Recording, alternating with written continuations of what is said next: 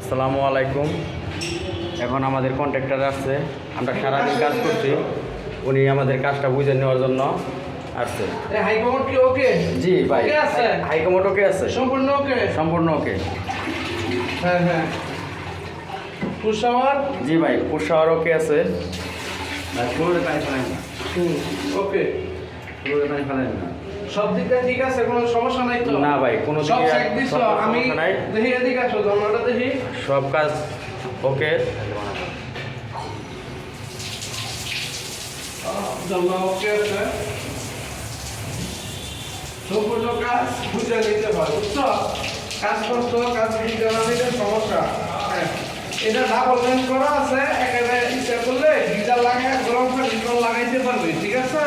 এই জন্য দুইটা কনফিগারেশন দিয়ে আমরা লাইন করছি, বুঝছো?